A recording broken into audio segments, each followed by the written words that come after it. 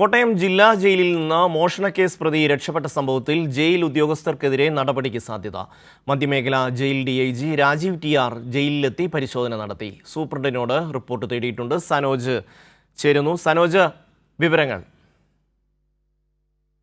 ഇന്നലെ വൈകുന്നേരം 3 മണിയോടുകൂടിയാണ് കോട്ടയം ജില്ലാ ജയിലിൽ നിന്നും മോഷണക്കേസ് പ്രതിയായിട്ടുള്ള ആസാം സ്വദേശി അമിനുൽ ഇസ്ലാം ജയിൽ ചാടി രക്ഷപ്പെടുന്ന സാഹചര്യമുണ്ടായത്.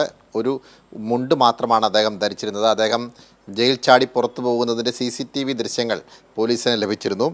അങ്ങനെ നടത്തിയ പരിശോധനയിൽ വ്യാപകമായി പരിശോധന നടത്തിയെങ്കിലും ഈ പ്രതിയെ കണ്ടെത്താൻ കഴിഞ്ഞിരുന്നില്ല.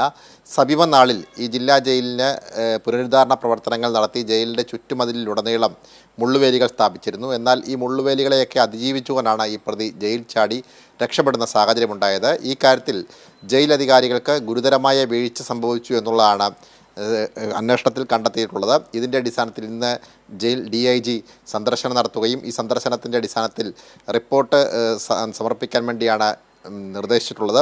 അത്തരത്തിൽ റിപ്പോർട്ടിൻ്റെ അടിസ്ഥാനത്തിലാണ് ഇത്തരത്തിൽ ജയിൽ ജീവനക്കാർക്ക് ഗുരുതരമായ വീഴ്ച വരുത്തിയിട്ടുണ്ട് എന്ന കണ്ടെത്തലുണ്ടായിട്ടുള്ളത്. ഇതിൻ്റെ അടിസ്ഥാനത്തിൽ സൂപ്രണ്ടിനോട് DIG റിപ്പോർട്ട് തേടിയിട്ടുണ്ട്.